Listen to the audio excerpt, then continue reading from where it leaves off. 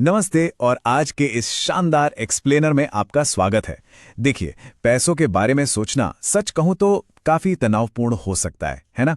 ऐसा लगता है जैसे हर महीने कोई नई अनसुलझी पहेली सामने आ खड़ी होती है।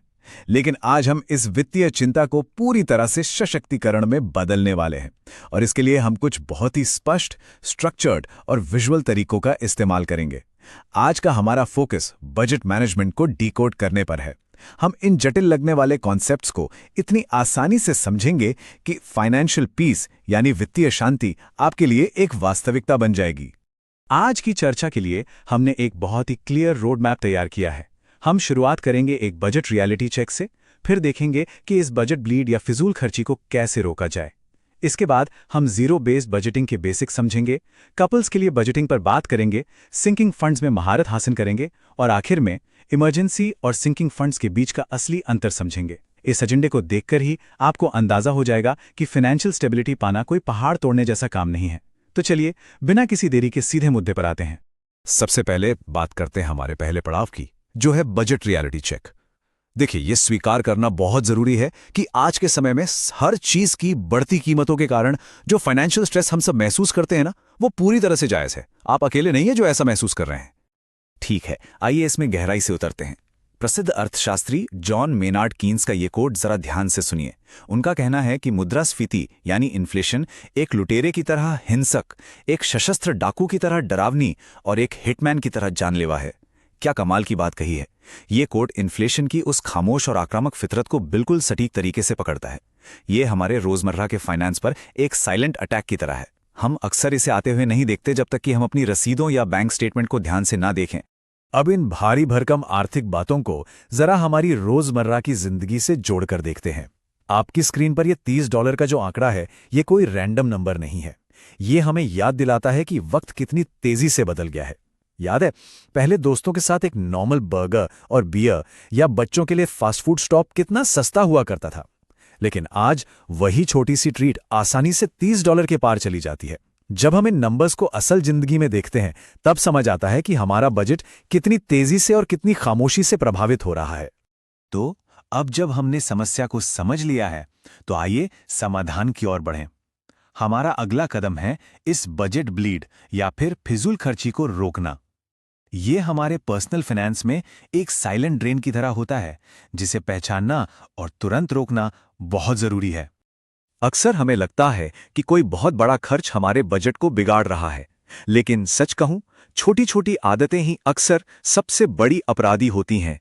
जरा इन बजट ब्लीड वाले आम एरियाज को देखिए, जैसे कि वो ऐप सब्सक्रिप्शंस जिनका हम कभी इस्तेमाल ही नहीं करते, लेकिन वो हमारे वार्षिक खर्च का 5 से 10% तक खा सकते हैं। या फिर वो रोज की कॉफी और बाहर खाना। क्या आप जानते हैं कि ये महीने के $600 तक का बिल बना सकता है? इसके अलावा वो भूले हुए ऑटो ड्राफ्ट पेमेंट्स भी हैं, जो बिना आवाज के आपके अकाउंट से पैसे सोखते रहते हैं। अब सवाल ये है कि इन लीक्स को फिक्स कैसे किया जाए। खैर, इसके लिए एक बहुत ही प्रैक्टिकल सिस्टम है जिसे स्पेंडिंग ऑडिट कहा जाता है। इसमें सिर्फ 4 आसान कदम हैं। पहला, पिछले कुछ महीनों के स्टेटमेंट से अपने सारे आंकड़े जुटाएं। दूसरा, अगले 30 दिनों तक अपने हर छोटे बड़े खर्च को ट्रैक करें। तीसरा, अपने खर्चों में उन लीक्स या फालतू खर्चों का पता लगाएं।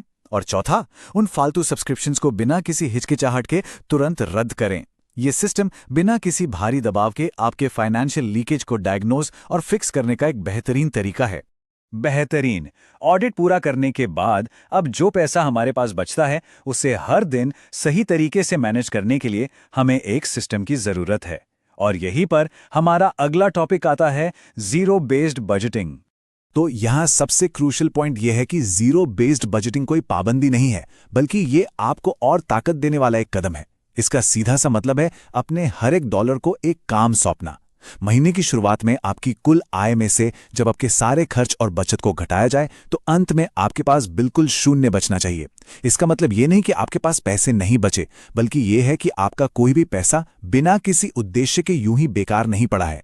आइए इसे एक बहुत ही ठोस उदाहरण से समझते हैं। मान लीजिए कि आपकी मासिक आय $4000 है। अब देखिए कैसे हर एक हिस्से को एक काम दिया गया है। आपका किराया और बिल $1850 ले लेते हैं। किराना और दूसरी जरूरी चीजों के लिए $950 रखे गए हैं। फिर $1200 आपके ऋण चुकाने और बचत में जाते हैं। अब मजेदार बात देखिए, जब कुल आय में से ये सब घटाया जाता है तो शेष बचता है बिल्कुल $0। ये साबित करता है कि जब गणित बिल्कुल शून्य पर आता है तो आपका अपने फाइनेंस पर पूरा कंट्रोल स्थापित हो जाता है और वो जो बजट ब्लीड था ना, वो पूरी तरह से रुक जाता है। अब ये सब तब थोड़ा पेचीदा हो सकता है जब इस पूरी प्रक्रिया में दो लोग शामिल हों। पैसों को लेकर रिश्तों के डायनामिक्स को समझना बहुत जरूरी है, क्योंकि अक्सर पार्टनर्स की फाइनेंशियल पर्सनालिटीज एक दूसरे से बिल्कुल अलग होती हैं। हम अक्सर घरों में दो बहुत ही आम वित्तीय व्यक्तित्वों की टक्कर देखते हैं।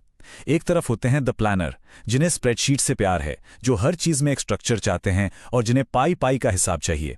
और दूसरी तरफ होते हैं द फ्री बर्ड, जो इन सब ट्रैकिंग से दूर भागते हैं, जिन्हें थोड़ी आज़ादी चाहिए और जो सख्त नियमों को बिल्कुल पसंद नहीं करते।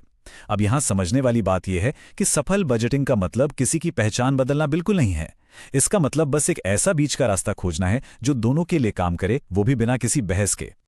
और ये मॉडल शानदार ढंग से दर्शाता है कि कैसे एक परफेक्ट समझौता किया जा सकता है। इसे हम 70-30 मॉडल कहते हैं। इसमें आपके बजट का 70% हिस्सा जीरो बेस्ड योजना का पालन करता है, जैसे जरूरी खर्च और बचत। यह हिस्सा हमारे प्लानर को पूरी मानसिक शांति देता है और बाकी का 30% हिस्सा पूरी तरह से लचीला होता है, जिसे एंटरटेनमेंट या पर्सनल खर्चों के लिए आज़ादी से इस्तेमाल किया जा सकता है, जो हमारे फ्री बोर्ड को खुश रखता है। इस तरह से दोनों अपनी अपनी शर्तों पर एक साथ खुशी से रह सकते हैं। चलिए अब हम एक बहुत ही प्रभावशाली कॉन्सेप्ट की ओर बढ़ते हैं, सिंकिंग फंड्स। ये आपके भविष्य को पूरी तरह से सुरक्षित करने और अचानक आने वाले बड़े बिल्स के डर को हमेशा के लिए खत्म करने के बारे में है। सबसे पहले समझते हैं कि आखिर सिंकिंग फंड है क्या। इसकी परिभाषा बहुत ही स्पष्ट है। यह वो पैसा है जो किसी आने वाले बड़े खर्च के लिए थोड़ा थोड़ा करके पहले से ही बचाया जाता है। जब आपको पता होता है कि भविष्य में कोई बड़ा बिल आने वाला है, तो उसके लिए पहले से तैयारी करना ही किसी भी घर के बजट के लिए अल्टीमेट स्ट्रेस रिलीवर है। जरा इस दिलचस्प तुलना पर गौर कीजिए। पैनिक अप्रोच में क्या होता है, अचानक से दिसंबर का महीना आता है और हॉलिडे गिफ्ट्स के लिए सीधे $800 का झटका लगता है। इससे सारा बजट हिल जाता है ना? इसके उलट जरा पीसफुल अप्रोच को देखिए। इसमें जनवरी से ही हर महीने सिर्फ $67 की छोटी से बचत की जाती है। खर्च वही $800 का ही रहता है, लेकिन आपकी तैयारी का तरीका बदल जाता है। इससे आपकी अचानक आने वाली वो घबराहट पूरी तरह से शांति में बदल जाती है। चलिए आगे बढ़ते हैं और इस गणित को जरा और करीब से समझते हैं। $1200 का सालाना कार इंश्योरेंस भरना काफी तनावपूर्ण हो सकता है, लेकिन अगर आप इसके लिए हर महीने सिर्फ $100 का सिंकिंग फंड बनाएं तो ये बहुत आसान लगता है। बिल्कुल इसी तरह हॉलिडे गिफ्ट्स के लिए हर महीने $67 और मेडिकल खर्चों के लिए सिर्फ $40 अलग रखिए। आप देख रहे हैं, इस तरह साल के जो बड़े और डरावने बिल होते हैं वो छोटे छोटे और बहुत ही शांतिपूर्ण मासिक टुकड़ों में बदल जाते हैं। अब हम अपने आखिरी टॉपिक पर आते हैं, जहां हम एक बहुत ही आम कंफ्यूजन को दूर करेंगे, इमरजेंसी फंड और सिंकिंग फंड्स के बीच का अंतर। अपने फाइनेंशियल स्ट्रक्चर को लेकर आपके दिमाग में पूरी स्पष्टता होना बहुत जरूरी है।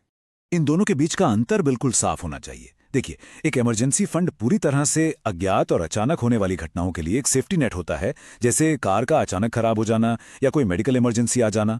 दूसरी ओर सिंकिंग फंड अपेक्षित अप्रत्याशित खर्चों को संभालता है, यानी वो खर्च जो आपको पता है कि आने वाले हैं, जैसे कि साल में एक बार आने वाला इंश्योरेंस रिन्यूअल।